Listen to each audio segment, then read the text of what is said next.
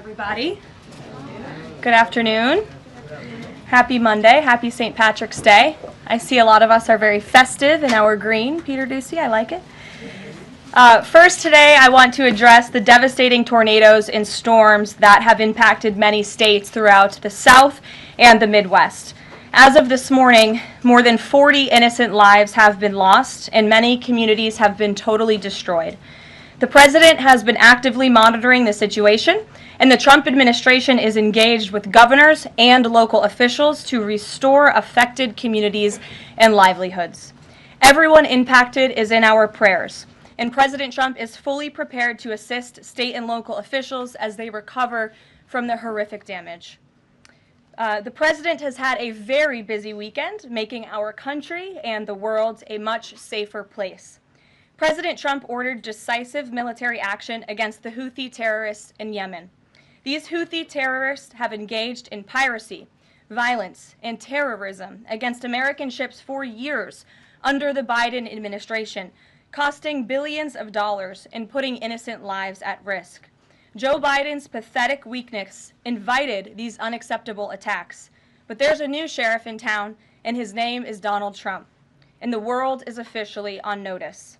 America has a commander-in-chief whose peace-through-strength approach is unwavering and should not be tested. As the president said, no terrorist force will stop American commercial and naval vessels from freely sailing throughout the world. Houthi terrorists and their Iranian backers should not cross President Trump again, and the president has made that clear today.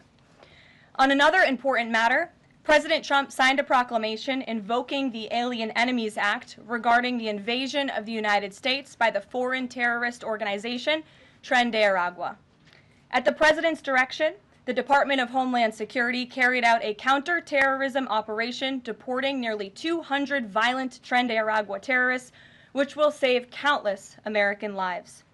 Thanks to the great work of the Department of State, these heinous monsters were extracted and removed to El Salvador, where they will no longer be able to pose any threats to the American public.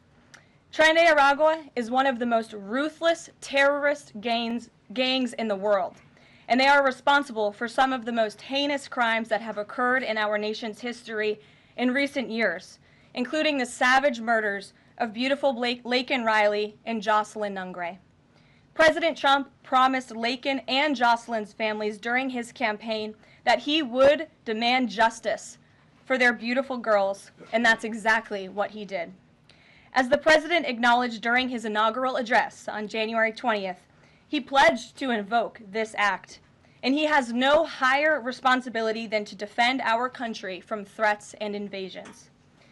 President Trump will continue his historic efforts to seal the border and prevent these illegal invaders from coming here in the first place. As the New York Times is acknowledged over the weekend, President Trump's policies are working. Here's how the Times summed it up. Illegal crossings at the U.S.-Mexico border are down to their lowest level in decades. Once crowded migrant shelters are empty.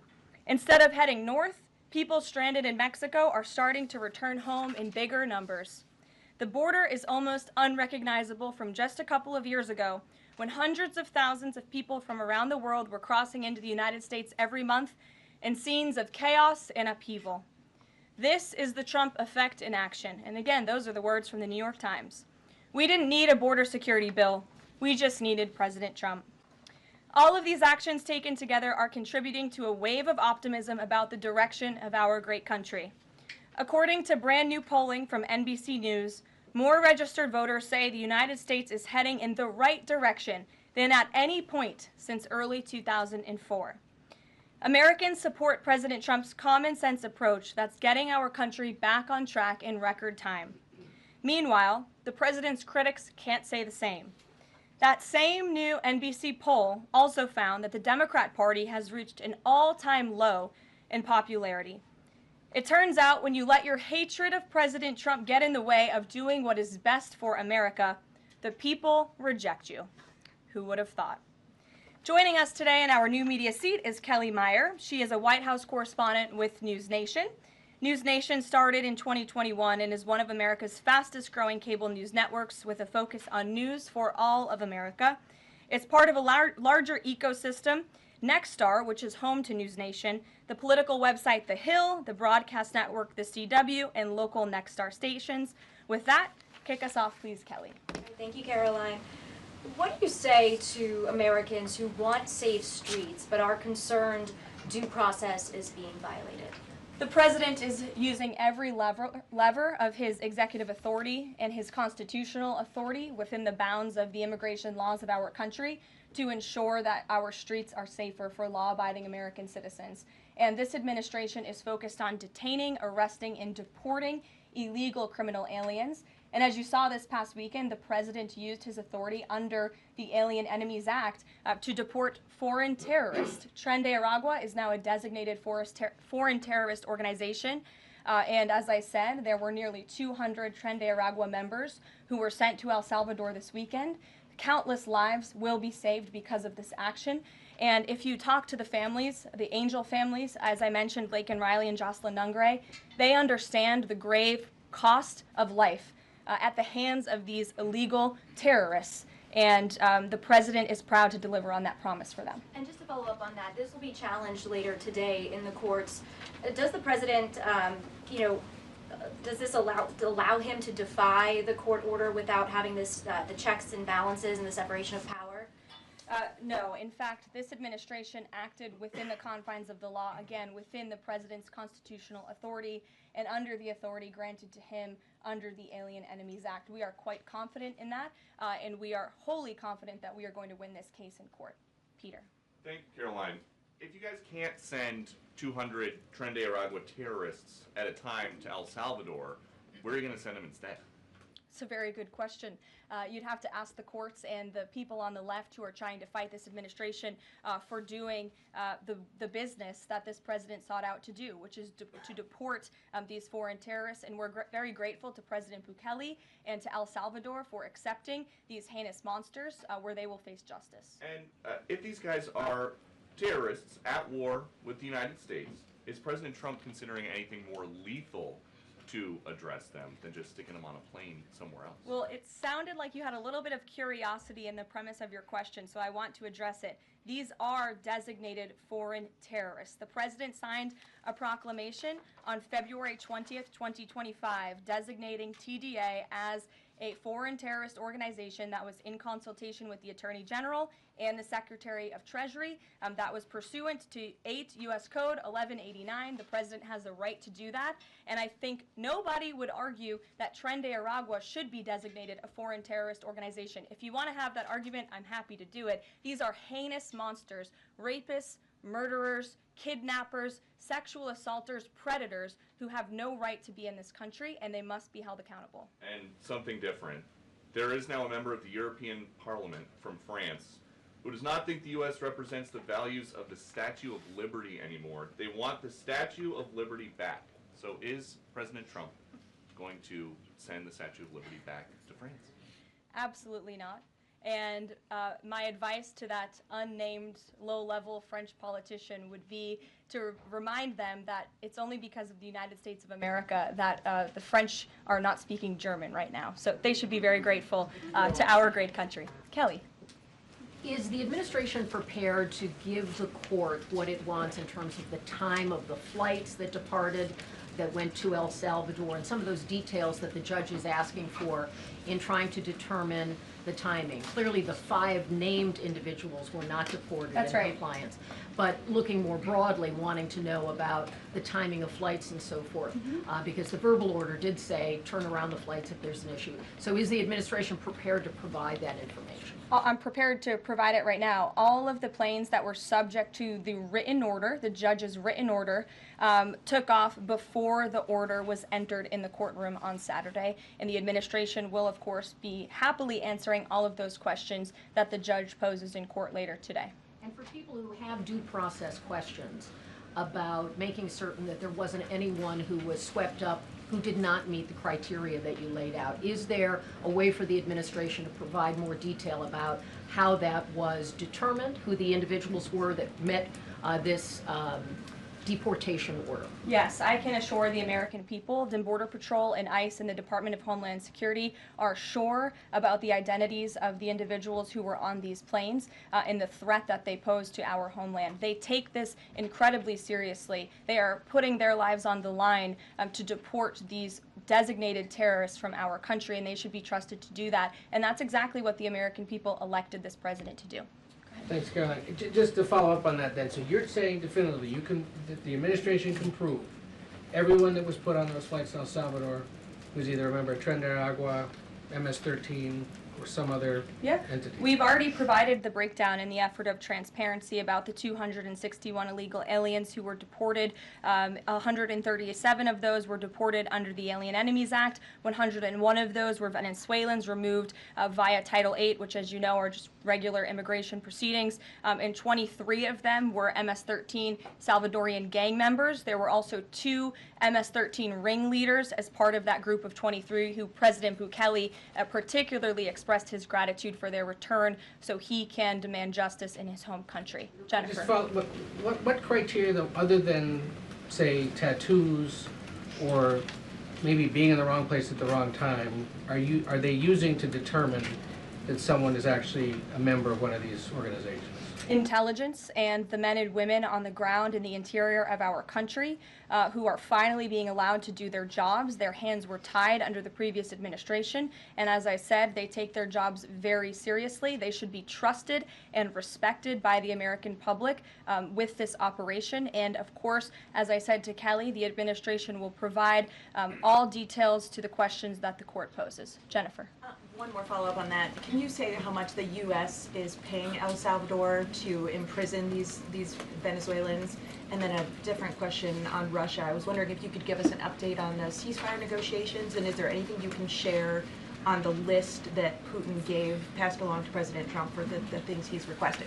Sure. To your first question, it was approximately $6 million to El Salvador for the detention of these foreign terrorists. And I would point out that is pennies on the dollar in comparison to the cost of life and the cost it would impose on the American taxpayer to house these terrorists in maximum security prisons here in the United States of America. And I would echo the message of our Secretary of State, Marco Rubio, who expressed his gratitude to President Bukele and El Salvador's government for their cooperation in this deal. As for Russia, as you know, the president announced last night on Air Force One on his return from his very busy weekend in Florida that he will be speaking to President Putin tomorrow. I won't get ahead of those negotiations, but I can say we are on the 10th yard line of peace, and we've never been closer to a peace deal than we are in this moment. And the president, as you know, is determined to get one done. Caroline?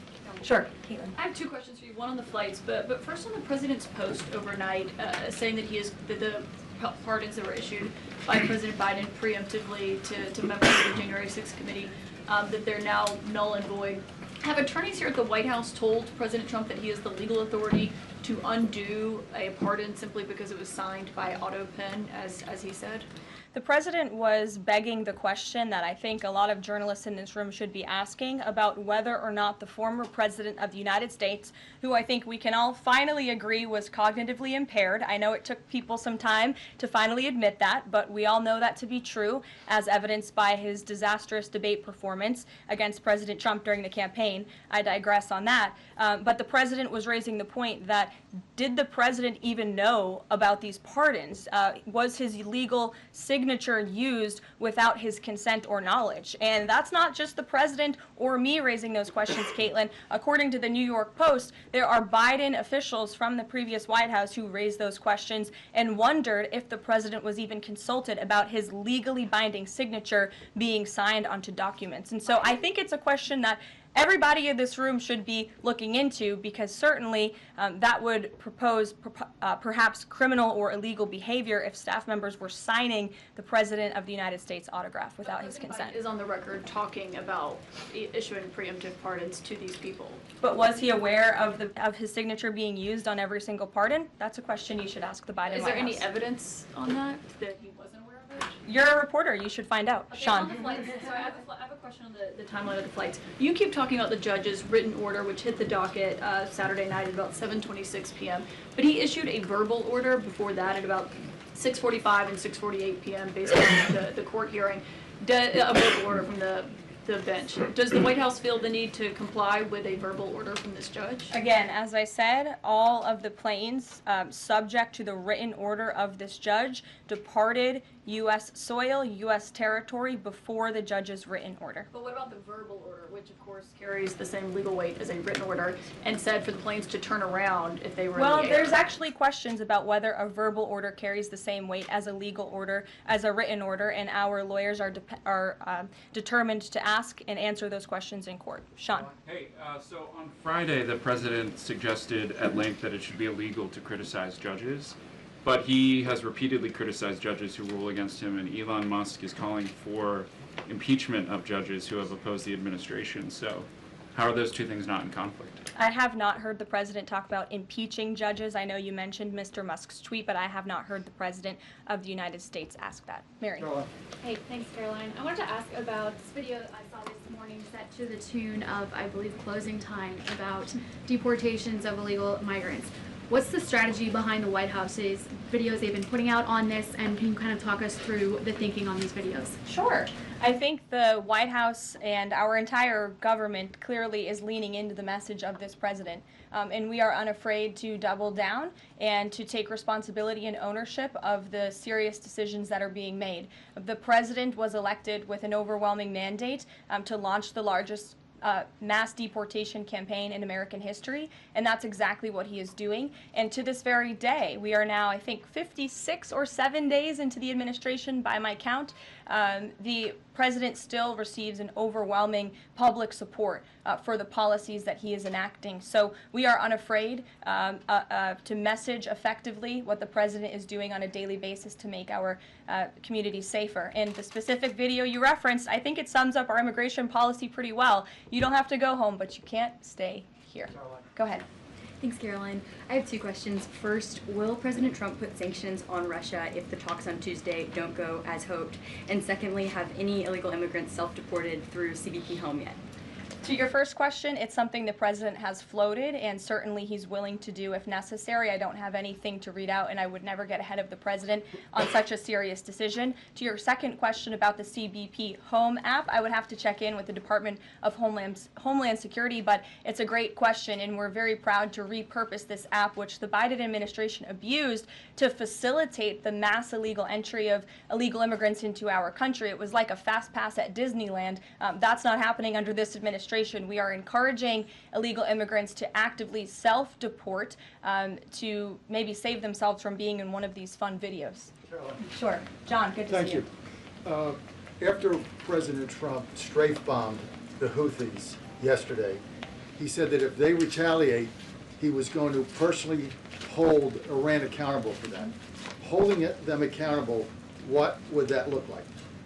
Well, I would defer you to what the president put out this morning, John, where he said very clearly, I will read it, "Let nobody be fooled. The hundreds of attacks being made by Houthi, the sinister mobsters and thugs based in Yemen, who are hated by the Yemeni people, are all created by Iran. Any further attack or retaliation by the Houthis will be met with great force, and there is no guarantee that the force will stop there. Iran has played the innocent victim of rogue terrorists from which they've lost control, but they haven't lost control. They are dictating every move, giving them the weapons, supplying them with money, and highly sophisticated military equipment, and even so-called intelligence.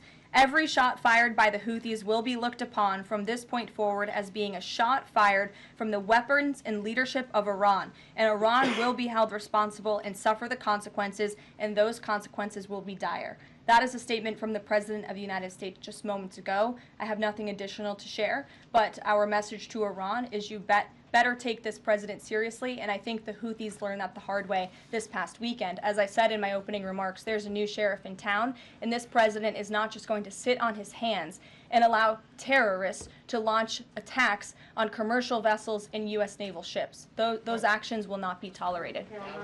Sure, Edward. Yeah, thanks.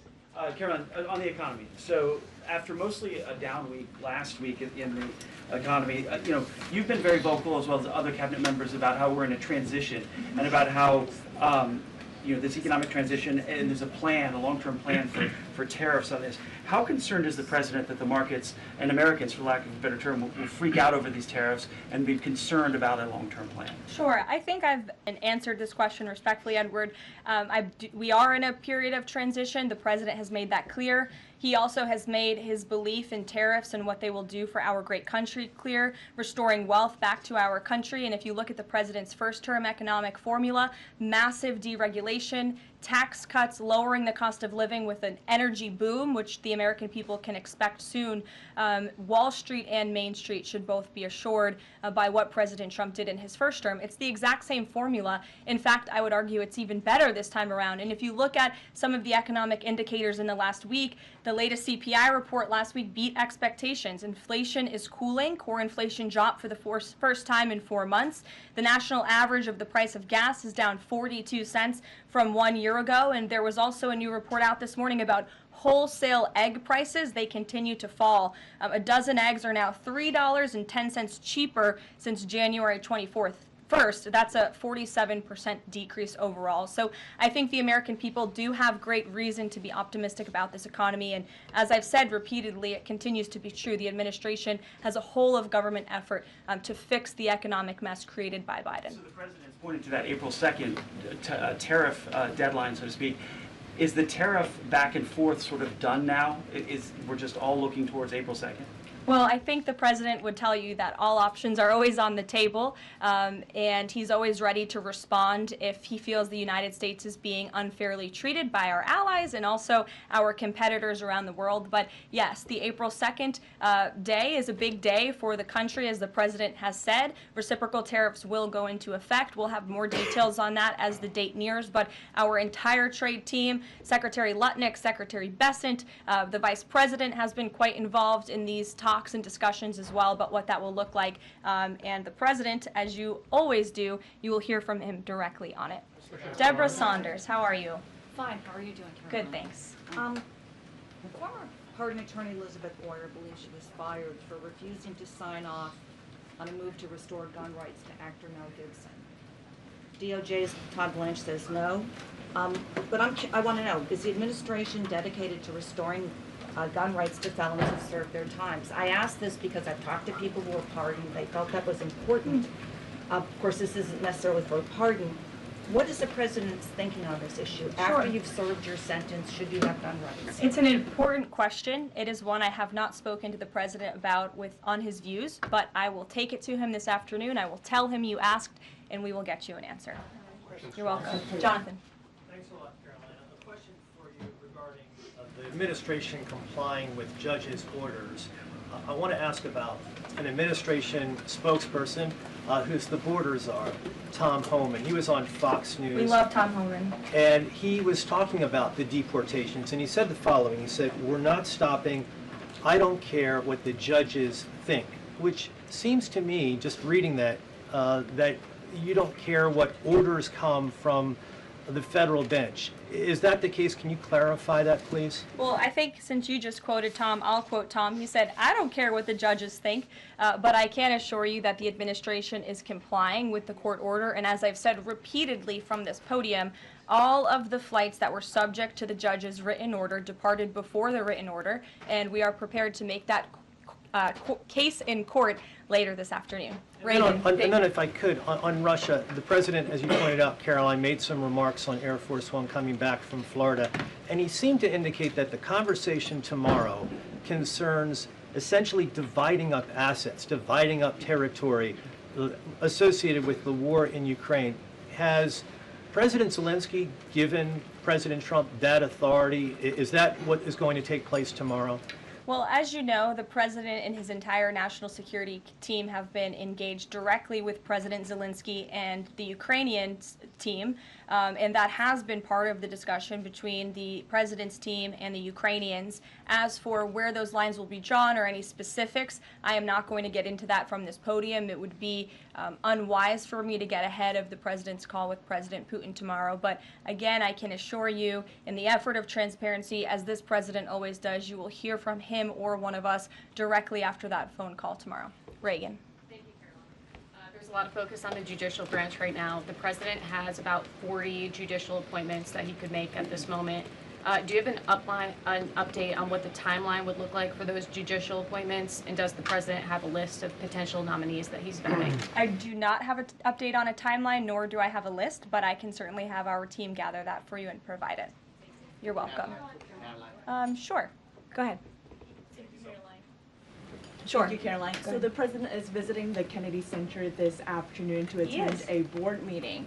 A question about what happened a few weeks ago. The Kennedy Center got bomb threats targeting a performance by Shingyun Performing Arts, which is an American company showcasing China before communism. This company has been targeted, unfortunately, by the CCP for years.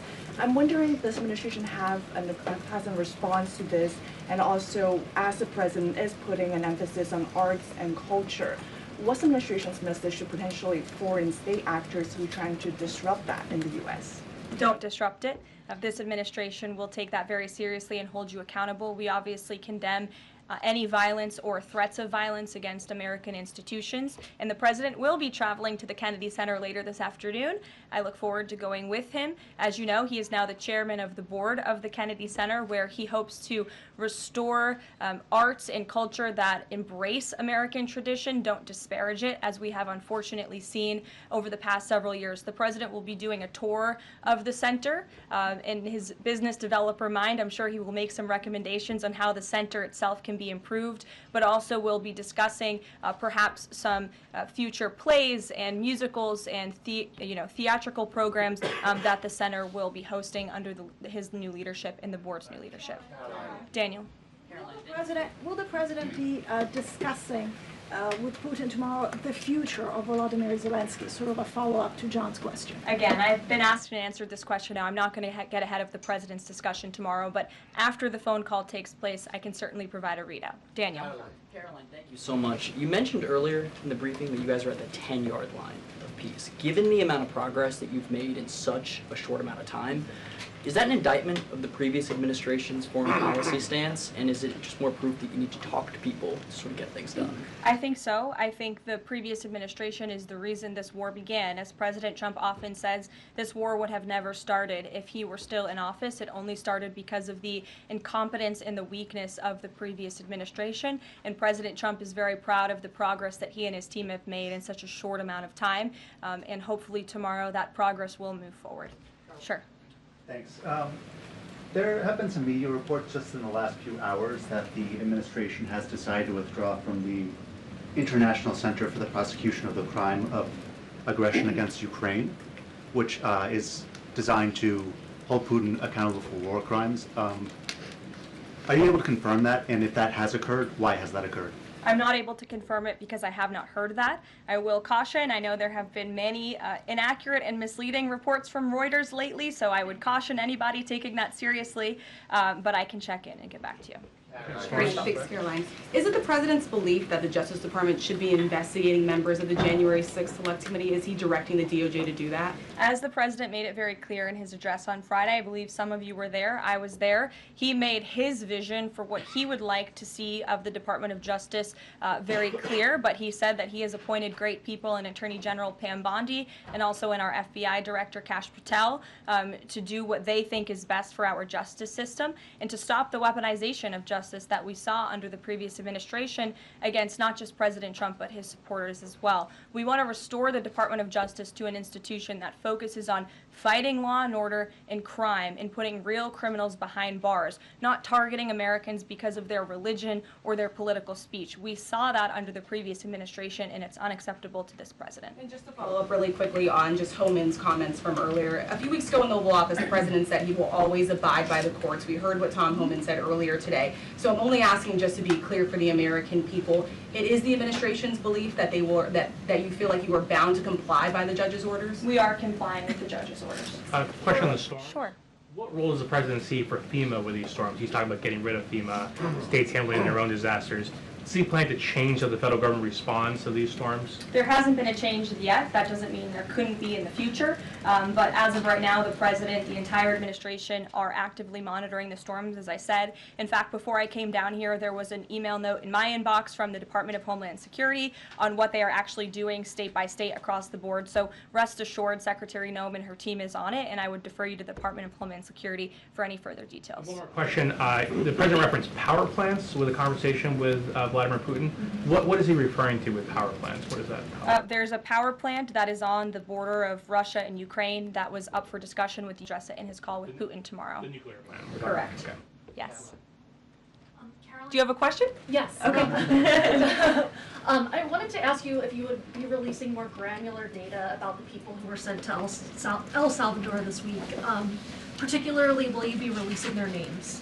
I don't believe so because of the privacy concerns at this point in time. That doesn't mean we won't eventually. I would defer you to the Department of Homeland Security for more details on the individuals on the flights, but we have been incredibly transparent in giving you the breakdown of the numbers and also some of the crimes committed by these heinous criminals and individuals: kidnapping, sexual abuse of a child, robbery, aggravated assault on a police officer. I would remind everybody in this room that Tren de Aragua is a foreign terrorist organization operating within the United States of America because the previous administration allowed them to invade our country. These are monsters who tortured, raped, and murdered a 12-year-old Jocelyn Nungre. They murdered 22-year-old nursing student Laken Riley. They led a multi-state sex trafficking operation involving smuggling women into the United States, holding them in stash houses in Louisiana, Florida, New Jersey, Texas, and Virginia, and forcing them into prostitution. They kidnapped and murdered a 33-year-old woman in Texas. They sexually and physically assaulted a woman and her daughter in Wisconsin. They conducted a mass shooting in Illinois. They peddled untraceable ghost guns across New York City, took over an Aurora, Colorado apartment complex where they kidnapped and tortured victims. And by the way, many of you in the mainstream media said that didn't happen. It turned out that it did. And because of the effective immigration policies of this administration, those foreign terrorists were detained